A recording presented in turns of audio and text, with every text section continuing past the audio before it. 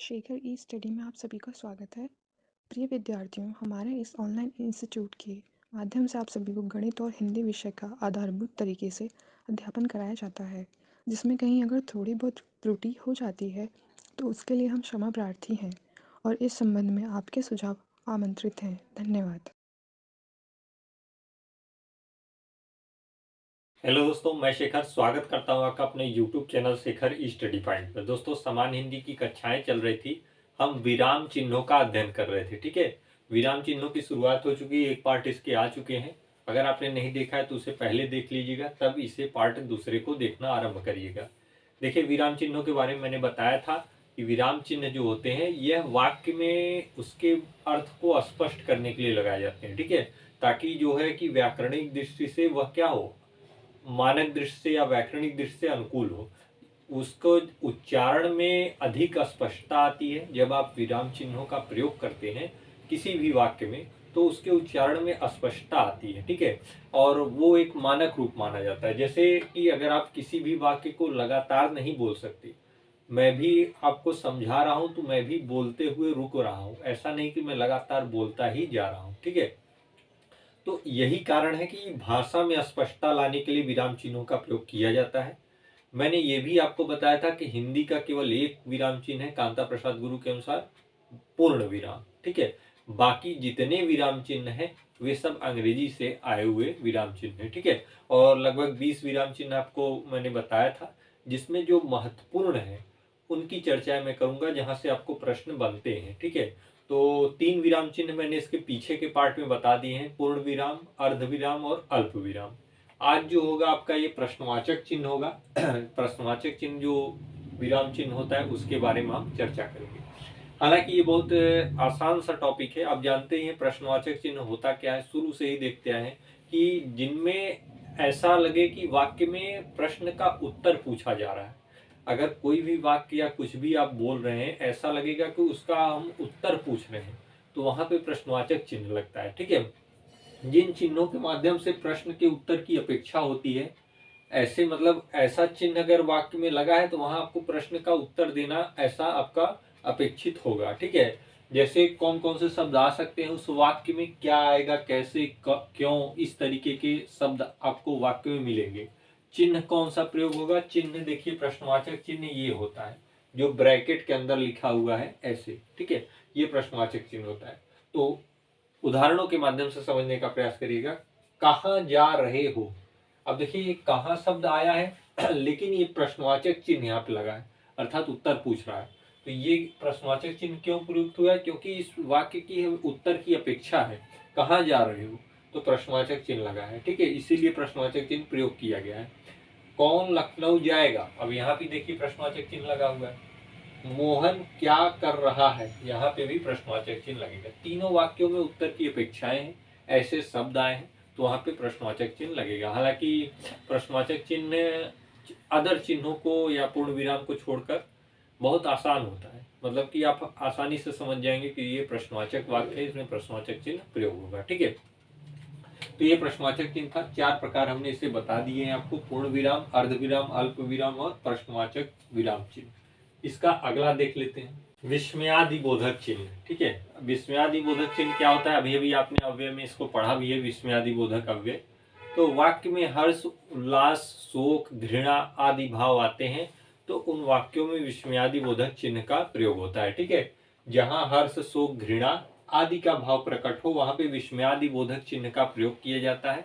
उस चिन्ह को इस ऐसे प्रदर्शित करते हैं। देखिए ये जो है यही विस्मयादिबोधक चिन्ह है। ठीक, तो जहां हर्ष का, शोक का, घृणा आदि ऐसे भाव आए वह वाक्य में विस्मयादिबोधक होता है, उसमें ऐसा चिन्ह लगता है। जैसे आह क्या बात है, तो ये क्या है, विस्मयादिबोधक वाक्य है। यहाँ पे जो चिन्ह लगा हुआ है विस्मयादिबोधक चिन्ह है। ठीक है, शाबाश, बहुत अच्छा। देखिए विस्मयादिबोधक चिन्ह लगा हुआ है, यहाँ भी लगा है।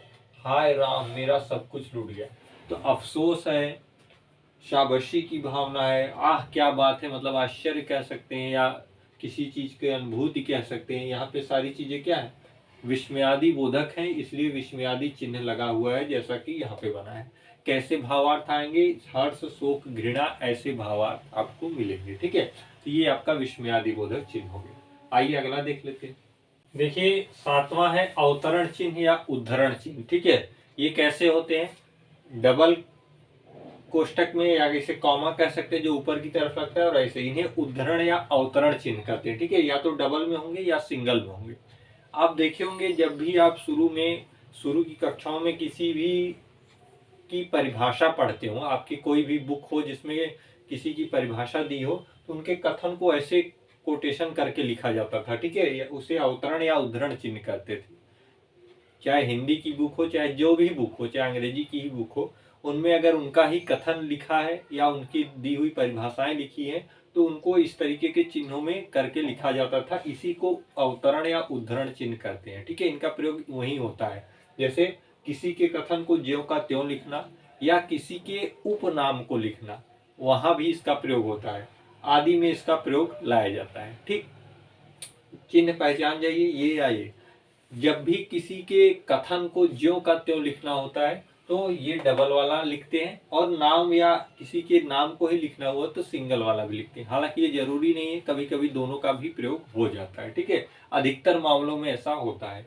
जैसे सूर्यकांत त्रिपाठी निराला, अब जानते हैं हिंदी के सुप्रसिद्ध कवि है सूर्यकांत त्रिपाठी निराला जी, तो यहाँ पे इनका नाम उप है निराला। ठीक है, जैसे सूर्यकांत त्रिपाठी जी का नाम है, उपनाम निराला है, तो इसको क्या किया गया, इसमें कोटेशन करके लिख दिया गया इस चिन्ह में, उद्धरण या अवतरण चिन्ह में। जैसे गांधी जी ने कहा अहिंसा परमो धर्म, तो गांधी जी का कथन है, इसको देखिए इस चिन्ह में उद्धरण या अवतरण में करके लिख दिया गया यहाँ पे। ठीक है, तुलसीदास ने रामचरितमानस लिखा, तो इनकी कृति है रामचरितमानस, उसको देखिए उद्धरण या अवतरण चिन्ह का प्रयोग किया गया है। तुम मुझे खून दो मैं तुम्हें आजादी दूंगा, नेताजी सुभाष चंद्र बोस जी, यहाँ पे देखिए उनका कथन ज्यों का त्यों लिखा है, इस चिन्ह का प्रयोग हुआ है उद्धरण या अवतरण चिन्ह का। तो उद्धरण या अवतरण चिन्ह का प्रयोग इसीलिए होता है, किसी के कथन को अगर ज्यों का त्यों लिख दिए हैं तब, या किसी के नाम का उपनाम लिख दिए हैं तब प्रयोग होता है, जैसा कि आपने उदाहरणों में देखा है। ठीक है, आप लोगों के भी बहुत सारे नाम होते होंगे, तो आप भी जब आप अपने मार्कशीट के नाम के साथ उपनाम लिखेंगे तो उसको इसी चिन्ह में लिखेंगे, उद्धरण या अवतरण चिन्ह। ठीक, तो ये उद्धरण अवतरण चिन्ह हो गया। आइए अगला देख लेते हैं। अगला है योजक चिन्ह या सामासिक चिन्ह या संयोजक चिन्ह। ठीक है, ये छोटा वाला साइन होता है। देखिए ये दो प्रकार के होते हैं, एक बड़ा लगा देंगे तो उसका दूसरा अर्थ होगा, आगे मैं बताऊंगा। ठीक है, तो योजक चिन्ह, सामासिक चिन्ह, संयोजक चिन्ह, ये छोटा वाला डैश होता है इनका। इनका प्रयोग कैसे करते हैं, दो शब्दों के बीच में या एक ही शब्द की पुनरावृत्ति में तथा तुलनात्मक रूप में भी इनका प्रयोग किया जाता है। मतलब दो शब्दों के बीच में आएंगे, या कोई ऐसा शब्द जो पुनरावृत्ति हो रहा है, मतलब दोबारा भी वही शब्द आ रहा है, रात रात, इस तरीके से, और या तुलना की जा रही हो तो वहां ये चिन्ह प्रयोग में लाया जाता है। या अर्थ के स्पष्टीकरण में भी ये प्रयोग में लाया जाता है, मतलब अर्थ स्पष्ट करने के लिए भी इसका प्रयोग किया जाता है। चिन्ह है आपका इस तरीके का।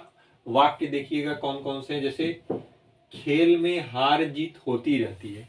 अब यहाँ पे देखिए हार और जीत, इनके बीच योजक चिन्ह लगा हुआ है, चाहे आप उसे सामासिक चिन्ह कहिए चाहे संयोजक चिन्ह कहिए। बार बार, दिन रात, ये सारे शब्द क्या है, इनमें योजक चिन्हों का प्रयोग हुआ है। इनमें देखिए बार बार शब्द की पुनरावृत्ति है, दिन रात एक के विपरीत दूसरा है, शब्द की पुनरावृत्ति हो या दो शब्दों के बीच में हो या तुलना की गई हो, इन सारे जगहों पे ये चिन्ह लगेगा। ठीक है, आप इसका ध्यान देंगे।